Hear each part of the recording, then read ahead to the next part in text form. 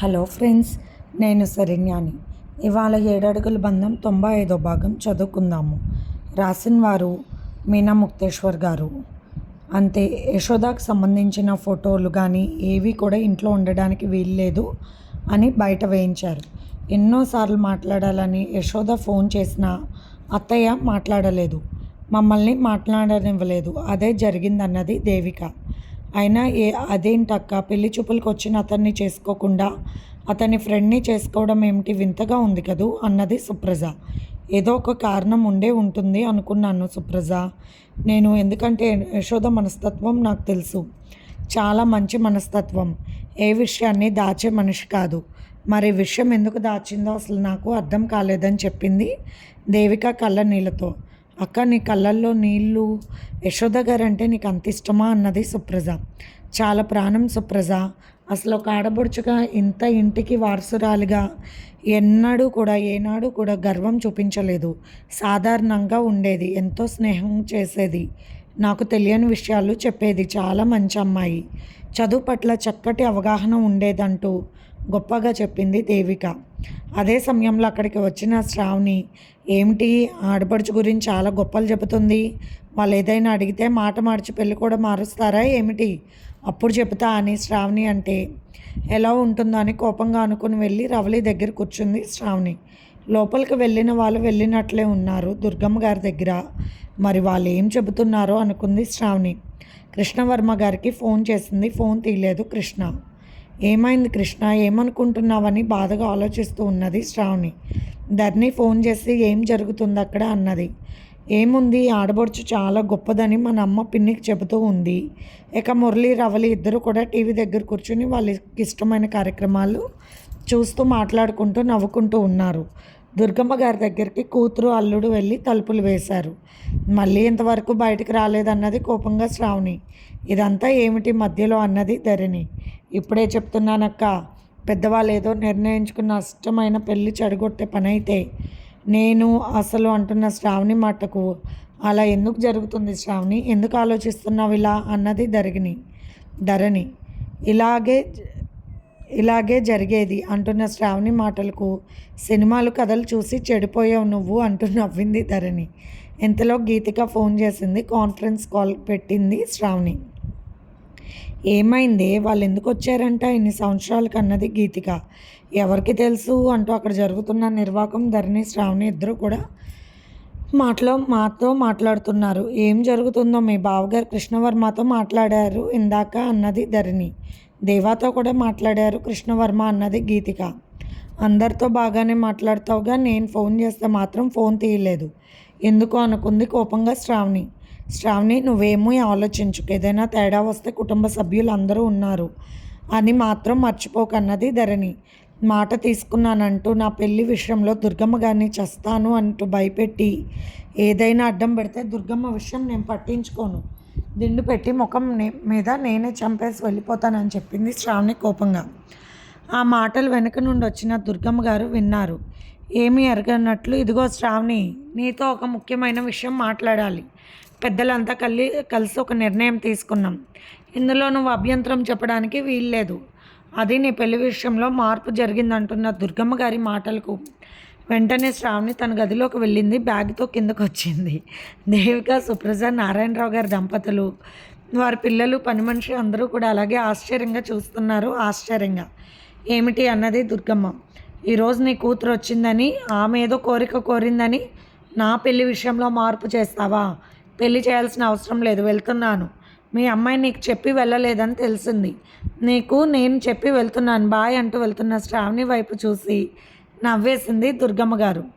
అది నీ మేనకోడల పరిస్థితి, నీకన్నా నాలుగు ఆకులు ఎక్కువే చదివింది అంటూ నవ్వారు దుర్గమ్మ గారు. నవ్వేసింది యశోద. అలాగే చూసింది ఆశ్చర్యంగా శ్రావణి. అయినా చుట్టాల ముందు ఏమిటా పనులు అన్నది దేవిక శ్రావణి నెత్తి మీద ఒకటి వేసి. లేకపోతే నా పెళ్లి విషయంలో మార్పులు అంటే నేను ఊరుకోను అన్నది శ్రావణి. అయ్యో, నీ పెళ్లి విషయంలో మార్పులంటే లగ్నం ఇంకొంచెం తొందరగా పెట్టించాలని అడిగింది నీ మేనత్త అంటూ పక్కపక్క నవ్వేసింది దుర్గమ్మ గారు. అప్పటికే కృష్ణవర్మ వచ్చి అదంతా చూస్తూ నవ్వి చప్పట్లు కొట్టేశారు. అమ్మమ్మ రమ్మంటే వచ్చాను, జరిగిందంతా చూశాను. ఏంటి శ్రావణి, ఎక్కడికి బ్యాగ్ తీసుకున్నావు అన్నారు కృష్ణవర్మ. జరిగిందంతా చూసి అర్థం చేసుకున్న మురళి, రవలి ఇద్దరూ నవ్వేశారు. అయినా భలే తెలివిగా ఉన్నావు శ్రావణి నువ్వు అన్నాడు మురళి. అంటే ఏమిటిదంతా అన్నది శ్రావణి. అమ్మమ్మ గారు నాకు ఫోన్ చేశారు, పెళ్ళికి లగ్నం ముందుగా పెట్టించుకుందాము, అన్ని రోజులు ఆలస్యం వద్దు అని వచ్చిన చుట్టాలు ఉంటారని చెప్పారు. మన ఇద్దరికైనా అన్నది శ్రావణి మళ్ళీ. అందరూ ముసుముసుగా నవ్వుకుంటున్నారు. శ్రావణికి ఉక్రోషం ఆగక కృష్ణవర్మ గారిని కౌగిలించుకుని అందరి ముందు ముద్దులు పెట్టేసింది. ఇంకా చాలు, నీ పెళ్ళికి మేము అడ్డం రాము, చూడబోతే కాపురం కూడా చేసేలాగా ఉంది నీ మేనకోడలు అంటున్న దుర్గమ్మ గారి దగ్గరికి వచ్చి ఆమె మెడ పట్టుకుని, ఈ శ్రావణినే మాయ చేసి నన్ను ఏడిపించావా, అందుకేగా కావాలని అలా మాట్లాడావు, అందరిలో నన్ను బుక్ చేస్తావా అని అంటున్న శ్రావణి వైపు చూసి యశోద, నారాయణరావు గారు భలే ఉంది మొత్తానికి ఈ అమ్మాయి అంటూ నవ్వేశారు. అయితే మీరంతా మా పెళ్ళికి ఇష్టపడుతున్న వారేనా? సరే అత్తమ్మ అంటూ నీ ఇష్టమే నా ఇష్టం అంటూ యశోద గారి భుజం మీద వాలి నవ్వింది శ్రావణి. చూడు నీకన్నా ముదురు అంటూ నవ్వింది దుర్గమ్మ గారు కృష్ణవర్మ గారి వైపు చూస్తూ. అందరూ నవ్వేశారు. అలా ఎలా అనుకున్నావు శ్రావణి? పాత సినిమాలో లాగా మాటలు తీసుకుని ప్రేమించుకున్న వారిని వదిలేసి ఏదో క్రియేట్ చేయాలనుకుంటామా ఈ రోజుల్లో అన్నాడు మురళి నవ్వుతూ. ఎవరేమనుకున్నా అనుకోండి, నా మొగుడు కృష్ణవర్మ అంటూ వెళ్ళి కృష్ణవర్మ గారి భుజం మీద వాలిపోయింది ప్రేమతో శ్రావణి. అమ్మ గడుగ్గాయి అన్నది దుర్గమ్మ గారు. నేనంతా నీ పోలికే నానమ్మ అంటున్న శ్రావణి మాటలకు దుర్గమ్మ గారు అందరూ పక్కపక్క నవ్వేశారు అందంగా. కృష్ణవర్మ కూర్చో అన్నారు దుర్గమ్మ గారు నవ్వుతూ. అందరూ నవ్వుకుంటూ ఉన్నారు. కూర్చోకపోతే నీ భుజాల మీద ఎక్కి పద వెళ్దాం అంటుంది బంగారు బుజ్జి అన్నారు మళ్ళీ దుర్గమ్మ గారు నవ్వుతూ. ఇంతలో ధరణి శ్రావణికి ఫోన్ చేసింది. ఇక్కడంతా హాయిగా ఉంది వ్యవహారం, మీరు రావచ్చు అని చెప్పింది శ్రావణి. అక్క చెల్లెలు ముగ్గురు కదూ, ముచ్చటగా ముద్దుగా ఉంటాయి అంటూ కూతురు వైపు చూసి ఆనందంగా నవ్వింది దుర్గమ్మ గారు. రవివర్మ, ధరణి, దేవా, గీతిక వచ్చారు. శ్రీనివాసరావు గారు ఆనంద్ గారిని దుర్గమ్మ గారు రమ్మని ఫోన్ చేసి పిలిపించారు. ఏరా, ఎన్ని నాటకాలు వేస్తారు మీ ఇద్దరు?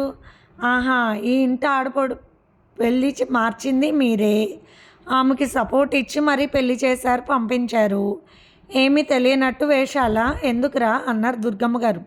అమ్మా అది అన్నాడు ఆనంద్. ఏం బాబు, గ్రంథం నడిపింది నువ్వే కదూ అన్నారు దుర్గమ్మ గారు నవ్వుతూ. తమ చిన్న మామగారి వంక ఆశ్చర్యంగా చూస్తున్నారు రవివర్మ, దేవా. ఆడపిల్లలు ముగ్గురు కూడా ఆశ్చర్యంగా తిలకిస్తున్నారు. దేవిక, సుప్రజ కూడా అలాగే చూస్తూ ఉన్నారు. కృష్ణవర్మ నవ్వుతూ ఉన్నారు. దుర్గమ్మ గారు నవ్వి, నా కొడుకులు ఉత్తములని అనుకున్నాను ఇన్నాళ్ళు, కానీ జరిగే విషయాలను ముందే కనిపెట్టి మంచి నిర్ణయాలు తీసుకుంటారని తెలియదు నాకు. పెద్దతనంతో ఇచ్చిన మాట వెనక్కి తీసుకొని నా తత్వం కోసం వారి ఎంట ఆడపడుచుకు మంచి నిర్ణయం తీసుకున్న సంబంధం చేశారని తెలిసిన తర్వాత నేను ఆశ్చర్యపోయాను అంటున్న దుర్గమ్మ గారి మాటలకు శ్రీనివాస్ గారు, ఆనంద్ గారు వచ్చి తల్లి పాదాలను తాకుతూ క్షమించమని అడిగారు. అందరూ కూడా రాజశేఖర్ నిలయంలో ఆశ్చర్యంగా దుర్గమ్మ గారి వైపు, కొడుకుల వైపు చూస్తున్నారు.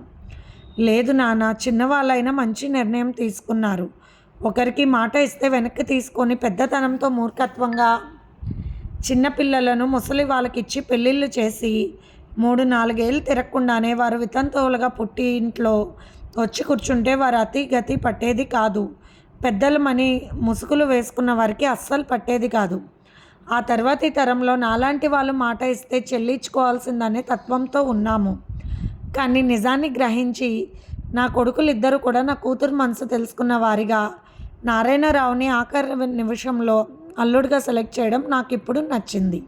ఎప్పుడు నా కూతురు విషయం ఇంట్లో నా కొడుకులు ఎత్తినా కూడా నేను మాట్లాడనివ్వలేదు. అలాగే నా బిడ్డ ఎన్నిసార్లు ఫోన్ చేసినా కూడా నేను మాట్లాడలేదు దానితో. నా పెద్దరికాన్ని గౌరవించి వాళ్ళు కూడా మాట ఎదురు చెప్పలేదు. కానీ రాజశేఖర్ నిలయం ఇంటి ఆడబడుచులా ఆమెకు ముందు సంతోషమైన జీవితం గురించి పట్టించుకున్న నా కొడుకులు ఇద్దరు కూడా రాజశేఖర్ నిలయంలో హీరోలు వంటి వారే. తన అన్నతమ్ముల గురించి గర్వంగా చెప్పిన నా కూతురు మాటలు విన్నప్పుడు చాలా ఆనందం కలిగింది అంటున్న దుర్గమ్మ గారి మాటలకు ఆ రోజు జరిగిన సంఘటన కళ్ళ ముందు కదిలింది ఆనంద్ గారికి. యశోదానికి చూడటానికి వచ్చిన మొదటి పెళ్లి కొడుకుకి వ్యసనాలు ఉన్నాయని కనిపెట్టారు శ్రీనివాసరావు గారు, ఆనంద్. ఇక 2 సార్లు పెళ్లి ముహూర్తాలు తప్పక లగ్నాలు పెట్టుకుందామన్న సమయంలో బయటపడింది అసలు విషయాలు.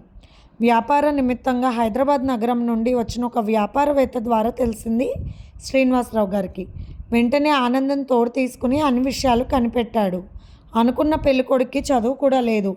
ఏదో దొంగ సర్టిఫికేట్ కొన్నారని తెలిసింది. అసలు చదువు అంటే ప్రాణం యశోదాకు. ఏ విషయమైనా క్షమిస్తుంది కానీ ఆ విషయంలో అస్సలు క్షమించదు. తర్వాత చదువుపై అసలు ఆసక్తి లేకుండా వ్యసనాలతో ఉన్నవాడు భర్త అయితే భరించలేదని తెలుసుకున్నారు. ఆ విషయాలన్నీ కూడా నారాయణరావు గారిని శ్రీనివాసరావు గారు అడగడంతో చెప్పడంతో నిజాలు తెలుసుకున్నారు. వేరొక ద్వారా నారాయణరావు గురించి ఎంక్వైరీ చేస్తే ఆయన ప్రొఫెసర్ అని, గొప్ప తెలివి గలవారని, కాకపోతే ఆస్తిపాస్తులు తక్కువ వారని తెలిసింది.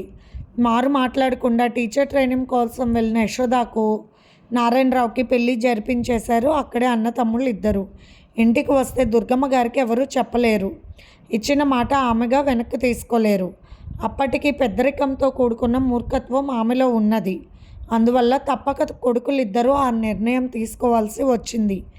ఏమీ తెలియనట్లు పెళ్లి చేసిన అన్నతమ్ముళ్ళు పక్కనగా ఉంటే పెళ్లి చేసుకున్న వాళ్ళిద్దరూ రాజశేఖర్ నిర్ణయానికి వచ్చారు. అక్కడితో వారికి కావలసిన నగలు డబ్బులు ఇచ్చి పంపించేయమ్మా అని కొడుకులు ఇద్దరూ చెప్పారు. అలాగే ఇచ్చినా కూడా ఏమీ తీసుకోకుండా వెళ్ళిపోయారు నారాయణరావు, యశోద. అలా నారాయణరావు గారు తీసుకోరు. అంత మంచి వ్యక్తిత్వం ఉన్న మనిషి అని ముందే తెలుసు అన్న తమ్ముళ్ళకి. ఆ మంచి విషయాన్ని గ్రహించి ఆ దంపతులను దుర్గమ్మ గారు ఆశీర్వదిస్తారు అనుకున్నారు. కానీ దుర్గమ్మ గారు మొండి పట్టు వదలలేదు. అది జరిగిన కథ అని గుర్తు తెచ్చుకున్న ఆనంద్ గారు తమ ఇంటి ఆడబొడుచు ముఖంలోని ఆనందాన్ని చూసి సంతోషపడ్డారు. తల్లి దగ్గరికి ఎన్నో సంవత్సరాల తర్వాత చేరింది యశోద తన కుటుంబంతో సంతోషంగా. తన మనవడిని మురళిని, రవలిని దగ్గరికి తీసుకుని ముచ్చట పడుతున్నారు దుర్గమ్మ గారు. నాకెందుకో అత్తలకు గుణపాఠం చెప్పగల చక్కని చుక్కలాంటి కోడలు ఈ రవలి అనిపిస్తుంది దేవిక అంటూ పెద్ద కోడల వైపు చూసి నవ్వారు దుర్గమ్మ గారు. మనవడు రాజాకి సరైన జోడి అని ఆమెకు అనిపించినట్లు దుర్గమ్మ గారే స్వయంగా చెప్పేసరికి ఆనందపడ్డారు అందరూ. ఆ తర్వాత అందరికీ స్నాక్స్, టీలు తీసుకున్నారు. అదంతా సరే బాగానే ఉంది. కానీ ఇప్పుడు ఈ ఫంక్షన్ తర్వాత రావడం ఏమిటో అన్నారు అన్న తమ్ముళ్ళు ఇద్దరు తమ ఆడబొడుచు యశోద వైపు చూసి. అందరికీ భోజన కార్యక్రమాలు ఏర్పాటు చేస్తుంది పని మనిషి. దేవిక, సుప్రజ ఇద్దరు కూడా పనులు చూస్తున్నారు. అమ్మో, మా అన్న మేనత్తకు ఇంత గొప్ప చరిత్ర ఉన్నది కాబోలు అని మేనకోడలు ముగ్గురు కూడా ముస్ముస్ నవ్వులు నవ్వుతూ ఉంటే యశోద గారు ముగ్గురు దగ్గరికి వెళ్ళి ఒకరి తర్వాత ఒకరిని కౌగిలించుకుని ఆనందపడ్డారు. అమ్మాయిల భర్తలను కూడా అభినందించారు సరిజోడని. ఈ ఇంట ఆడబడుచుగా నేను ఎంతో వైభవంగా పెరిగానో నాకే తెలుసు. నన్ను ఎంతో ప్రేమగా చూసేవారో అన్న తమ్ముళ్ళు నాకే తెలుసు. నా తల్లిదండ్రులు ఎంతో ప్రేమగా పెంచారు. నా తల్లి నేర్పిన భయభక్తుల వల్ల నేను ఇంత ఉన్నతమైన విద్యను అభ్యసించగలిగాను. ఇప్పటికీ చదువుతానే ఉన్నాను నా భర్త సహకారం వలన. నా తల్లి నేర్పిన మంచి చెడు అన్నీ తెలుసు. అందుకే మధ్యతరగతి కుటుంబాన్ని కూడా ఉన్నతంగా సరిదిద్దుకోగలిగానని చెప్తున్న యశోద వైపు అందరూ చూసి సంతోషపడ్డారు. మురళి, రవివర్మ, కృష్ణవర్మ మధ్యలో కూర్చున్నాడు. దేవ అన్నీ చూస్తూ నవ్వుతూ ఉన్నాడు. రవలి శ్రావణి దగ్గర నిలబడి నవ్వుతూ చూస్తుంది. దుర్గమ్మ గారు అన్న మాటకు రాజాకు భలే ఉంటుంది కదూ ఈ పిల్ల అని ఆ ఇంట ఆడబడుచులు ముగ్గురు కూడా అంగీకారంతో కూడిన చిరునవ్వులు చిందించారు. రవలి సిగ్గుపడుతూ నవ్వుతూ నిలబడింది. అందరూ నవ్వుతూ ఉంటే అబ్బాయిని చూడకుండానే సిగ్గులు ఎలా వస్తాయి నీకు అన్నది ధరణి రవలి వైపు చూస్తూ. అబ్బాయిని నేను చూశానన్నది రవలి. ధరణి, గీతిక, శ్రావణి అందరూ కూడా ఆశ్చర్యంగా చూశారు రవలి వైపు. కృష్ణవర్మ నవ్వుతూ ఉన్నారు. కృష్ణవర్మ, ఇంకెందుకు దాచేది చెప్పు నిజం అన్నారు యశోద. ఆ మాట విన్న కుటుంబ సభ్యులు మొత్తం కూడా ఆశ్చర్యంగా చూశారు కృష్ణవర్మ వైపు. మన రాజాని చేర్చిన కాలేజీలో ఒక లెక్చరర్ గారు యశోద గారు. తను ప్రత్యేకంగా సైన్స్ సబ్జెక్టు పూర్తి చేయడంతో ఆ కాలేజీలో ఎప్పటి నుంచో లెక్చరర్గా వ్యవహరిస్తున్నారు. అక్కడ ప్రముఖమైన లెక్చరర్గా మంచి పేరు తెచ్చుకున్నారు. ఎన్నో అవార్డులను కూడా సొంతం చేసుకున్నారు. అందుకే నేను ఆవిడ్ని కలిసి మన రాజా గురించి అన్ని విషయాలు చెప్పాను. రాజాని తీసుకుని ఒకసారి మా ఇంటికి రండి. అని నేను అక్కడ రాజా కోసం అతను ఉండడానికి అన్ని సౌకర్యాలు సమకూరుస్తున్న రోజుల్లో పిలిచారు యశోద గారు. వారింటికి వెళ్ళాము. అప్పుడే పరిచయం అయ్యారు అందరూ. అక్కడ దుర్గమ్మ అమ్మమ్మ గారి తాతగారి ఫోటో చూసి ఆశ్చర్యపోయాను నేను. రాజా కూడా అలాగే విచిత్రంగా చూశాడు. యశోద నవ్వుతూ, కృష్ణవర్మ, మీరన్నీ చెప్పిన తర్వాత మా రాజా మా అన్న కొడుకని నాకు తెలిసింది. చిన్నప్పుడు ఒకసారి మా అన్నయ్యలు టూర్ వచ్చినప్పుడు వాళ్ళ చెప్పడంతో నేను పార్క్ దగ్గరికి వెళ్ళి దూరంగా ఉండి అందరితో రాజాని చూసానే తప్ప పెద్దయ్యాక చూడలేదు అంటూ యశోద గారు ఎవరో ఉన్న విషయాన్ని మొత్తం చెప్పింది. అదేమిటి, జరిగిన దాంట్లో మీ తప్పేముంది? అమ్మమ్మగారు చాలా మంచివారు, అర్థం చేసుకుంటారు.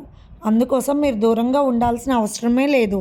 రాజశేఖర్ నిలయంలో ఇప్పుడు మిమ్మల్ని తప్పక అర్థం చేసుకుంటారు. కాలంతో పాటు అందరికీ మంచి చెడ్డ ఓర్పు జరిగే విషయాల పట్ల తెలివిగా ఆలోచించే నేర్పు వచ్చేసింది. తప్పకుండా మీరు ఫలానా రోజు రావాలి అంటూ అప్పుడు చెప్పారు కృష్ణవర్మ గారు. ఈ మధ్య ఫోన్ చేసి ఆహ్వానించారు, అందుకే వచ్చాను అంటూ నవ్వింది యశోద. మరీ కష్టకాలంలో వచ్చాను అన్నావు కదే అన్నారు దుర్గమ్మ గారు బుగ్గలు నొక్కుంటూ. లేకుంటే నువ్వు నన్ను దగ్గర కూడా తీసుకుంటావా ఏమిటమ్మా అంటూ నవ్వేసింది యశోద. అలా చెప్పమని చెప్పింది నేనే అమ్మమ్మ గారు అంటూ నవ్వాడు కృష్ణవర్మ. ఏ తల్లి హృదయమైనా కూడా బిడ్డ గురించి తెలుసుకోవాలని ఉంటుంది, కానీ కోపం ఉన్నప్పుడు వినరు. అదే కష్టంలో ఉన్నారనుకుంటే తప్పకుండా వింటారు. అదే డాక్టర్ గారి సలహా అంటూ నవ్వేశాడు కృష్ణవర్మ. అంటే మా రాజాను ఈ రాణి గారు ముందే చూశారనమాట అంటూ నవ్వేసింది శ్రావణి రవలి బొగ్గ గిల్లుతూ. రవలి నవ్వేసింది. అమ్మ, నాకు చాలా ఆనందంగా ఉండేది నా కూతుర్ని ఇంట్లో ఇవ్వాలని. కానీ నా మీదున్న కోపంతో మీరు ఎక్కడ రానివ్వరు అని భయంగా ఉండేది. కానీ అన్నయ్య ఏదైనా సరే ఆ సమయం వచ్చినప్పుడు నీకు ఆ సహాయం తప్పక చేస్తానని చెప్పేవారు.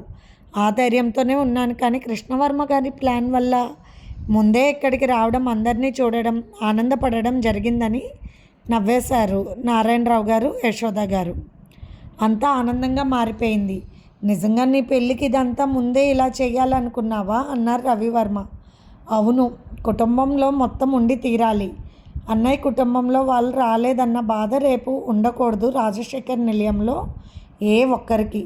అందుకే ఇలా చేశానంటూ నవ్వుతున్న కృష్ణవర్మ వైపు చూసి, అమ్మ పిల్లాడు, ఎంత దాచావు నా ముందు కూడా రహస్యాలు నీకు.